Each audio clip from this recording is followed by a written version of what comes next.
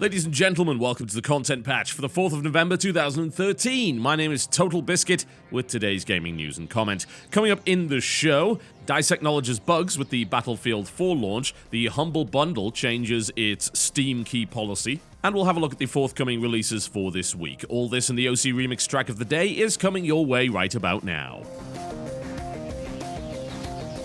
In a detailed post over on the Battlelog website, DICE has acknowledged a number of issues with the Battlefield 4 launch, which include problems on the Xbox 360, but for the most part seem to be focusing on the PC version of the title. Many users have reported a wide variety of issues with the game, which include, perhaps most prominently, the fact that the game is frequently crashing and that disconnects from servers are extremely common. Screenshots have been circulating with the speculation that the crash rate mid-game is almost 50% on some servers, which is also resulting in lost progress for some users as Battlelog fails to actually collect all of the information from those who have disconnected from the server prior to the end of the match. Other mentioned problems of the game include single-player save file corruption, as well as audio bugs, a magazine reload bug, and completely non-functional server queues, alongside a slew of minor issues.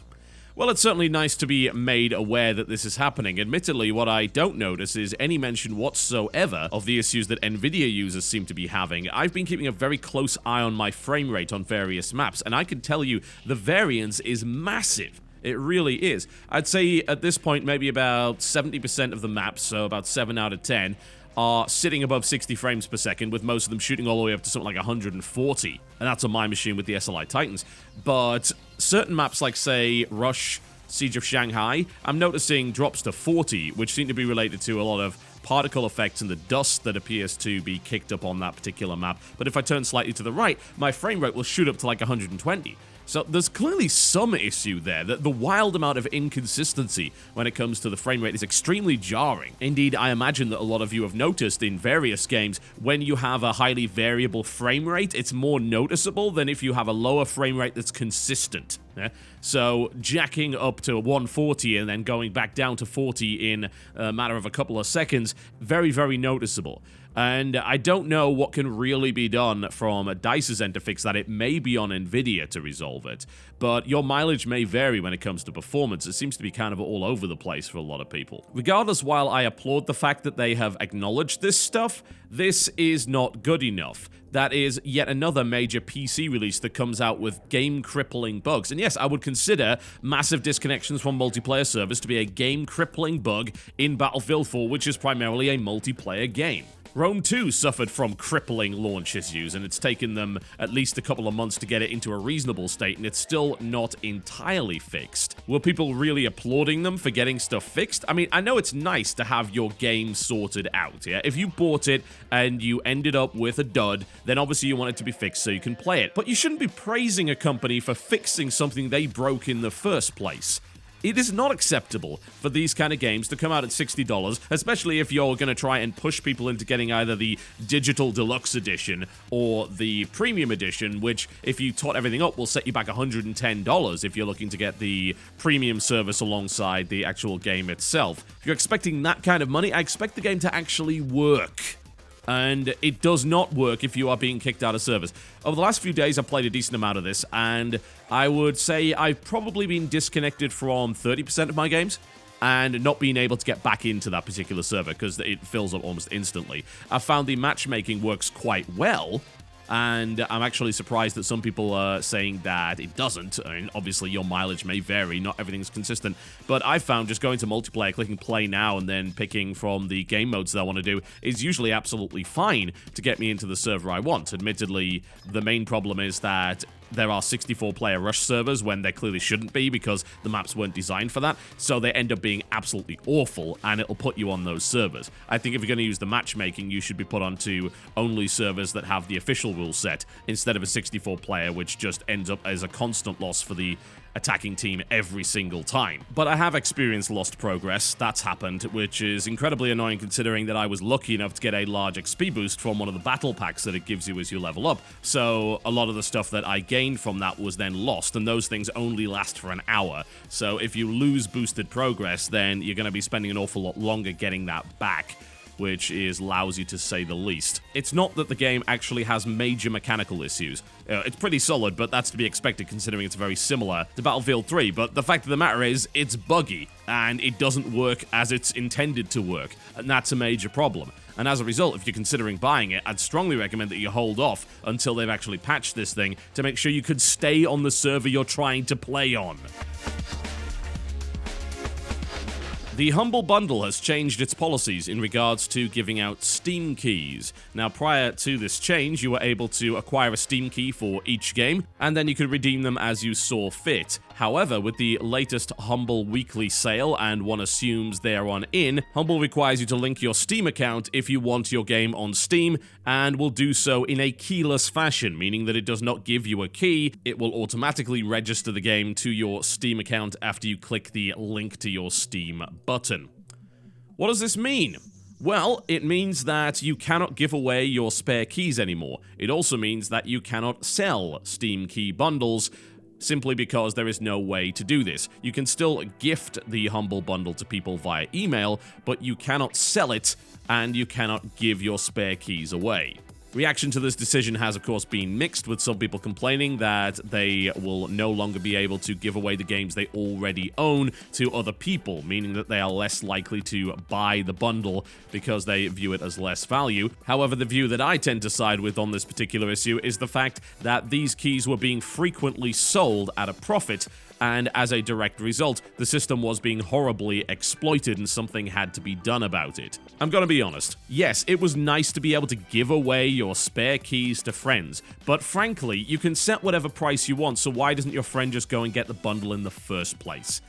Okay, you didn't get all of your games, but the value you're still getting from the games you did get is very high, and honestly, you make your own value in that respect. If you get a bundle where there's only one game that you want, then you've got to think, right, how much did I just pay for this one game? And was that actually worthwhile? And if it wasn't, well, you're not using the pay what you want appropriately. This may result in a drop in average purchase amount. That's a possibility, because I believe that some people did genuinely buy it, even though they had games in this bundle already, with the intention of giving those to friends. However, there's also the possibility that this will result in higher sales for the bundle, even if the average amount is less, simply because you can't then portion off a bundle to 3 or 4 different people with the games that they want, and then none of the other guys buy the bundle as a direct result of that. It's hard to say, because you're talking about this idea of potentially lost sales, but you really don't know if those people were going to get the bundle anyway. Regardless, I still think it's a good move. It has been exploited for far too much. I frequently get sent keys from people. It's like, hey, can you give this key away? And I almost always find that that key is from a Humble Bundle. And like, one, that was against the terms of service in the first place. It specifically states, you agree to not engage in any of the following prohibited activities or otherwise exploiting the products defined below in any manner other than for your own private, non-commercial, personal use. The agreement and any rights and licenses granted hereunder may not be transferred or assigned by you, but may be assigned by Humble Bundle without restriction. Any attempted transfer or assignment in violation hereof shall be null and void. Those are the facts. Those were in the terms of service. They clearly did not want you to do this, but either they didn't have the option to do this direct Steam linking thing before that, or they simply didn't want to, but the problem became too large. You've also got to consider that this pressure may not have come from Humble alone. It may have come from the companies, the developers that are involved in it. Consider that we've had actually several Humble Bundles, quote-unquote, that have been from major publishers and developers, and this is probably going to continue. Those people really, really do not want their games being sold at next to nothing, say 6 months down the line, when they're also trying to sell copies on Steam at a reduced rate or whatever. That is a rather nasty little grey market that they do not want to exist. And even indies are probably unhappy about it, considering that they're looking at devaluing their game in a major way, and they don't want it devalued even further or exploited by other people. I think we're very fortunate that it's been this way for the longest time. I'm quite surprised that something hasn't been done already. I know they tried to put a little bit of a soft block on it by saying, oh yeah, you've got to donate a minimum of $1 in order to get Steam keys, and putting some stuff in the way to prevent multiple purchases, but it has become abundantly clear that it was not enough. I constantly lament the low amount that is given to a lot of these sales. Admittedly, Humble and the developers seem to be pretty happy about it regardless. I've not heard of a story of a developer being unhappy with a Humble bundle, so even if the amount is lower than I would hope, with average purchase prices being, say, around like $3 for 6 games, which is completely unreasonable, it's still doing well for them. So that's the risk of pay what you want, I suppose. I would just hope that people would pay a fair price and would not go to the point of simply exploiting the bundle. So if they've closed the loophole which allows that level of exploitation, cool, excellent. What I'm interested in seeing is the effect that that has on the next big Humble bundle. The weekly sales are fairly popular, don't get me wrong, but nowhere near as much as the big bundles. Will we see a drop? It's entirely possible. We will have to wait and see. And finally, let's take a look at the new releases for this week. It's dominated by one thing, as I think you might imagine. The big release for this week is, of course, Call of Duty Ghosts, which is coming to PS3, 360, PC, Wii U, as well as, of course, PlayStation 4 and Xbox One once they come out. And it will be coming out on November the 5th across the world, that being the big Tuesday release. Considering the problems that Battlefield 4 is currently having in its multiplayer, I might end up playing this for a little while, depending on whether or not it actually runs properly. We should bear in mind that Infinity Ward have had particularly poor history when it comes to dealing with the PC platform. Modern Warfare 3 was a damn mess on launch, so we'll have to see whether or not this one ends up being any good. Treyarch seemed to have done a good job with Black Ops 2, but Infinity Ward, especially considering it's a shell of its former self, is a little bit more difficult to trust. So I guess we'll see on that one, and of course I'll be trying to bring you a couple of videos as I do every year for Call of Duty to see, hey, is it any good? And the answer is usually, well, it's the same as ever. Journey of a Roach making its way to PC on November the 4th, that being today. That is a game by Daedalic, which means you should pay attention to it if you happen to like point and clicks. It's also co-developed by Kobold Games. They're actually a Swiss developer, if you didn't know, and it is a point and click game whereby you have a bunch of roaches who are making a journey. As you might imagine, you can also walk on the walls, and all of the interaction is done without speech. It is based in a post-apocalyptic world where, of course, all the humans are dead, so only roaches remain. If you know Daedalic, then you probably also are aware that they develop and publish an awful lot of really, really good games when it comes to the point-and-click genre, including things like the Deponia series as well as the Dark Eye. So you might want to keep an eye on this one. It's probably going to be pretty good. We've also got State of Decay. That was out on early access, and now it's coming to Steam as the full release, so one assumes everything's been fixed on that. I might take another look at it, but I think I really experienced what State of Decay had to offer, so I'll maybe just keep you updated on a podcast as to whether or not they've actually fixed some of the PC-specific issues that were in the game, although I know that they've now enabled full mouse and keyboard support, so that's a bit of a big deal. If you happen to be a fan of NIS, Nippon Ichi Software, then you should be aware that the Guided Fate Paradox is coming to PlayStation 3, which is actually a successor to ZHP's Zatai Hero Project, which is a game I played on the PSP. It's a little bit roguelike-y, honestly, and this game promises to do something of the same with a couple of different changes and, of course, an entirely different plot. It's NIS, it's going to be niche by default, but those that know NIS games will be aware of what to expect. We've also got Castle Storm coming to the PlayStation Vita. That is something that I did a preview of a number of weeks ago. It was actually a couple of months ago, in fact. Not too bad a sort of castle defense game. We also have Amen 2 coming on November the 5th for the PlayStation Vita. And Final Exam for PlayStation 3, formerly known as Obscure. I did a video of this a little while ago. It is a horror-themed brawler, which was decent fun. We've then got Mario and Sonic at the Sochi 2014 Winter Olympic Games. Probably the worst title for a thing ever. But there you go. Those games seem to do ridiculously well for whatever reason, and as you might imagine, it's coming out on the Wii U. Finally this week, Poof and the Cursed Kitty.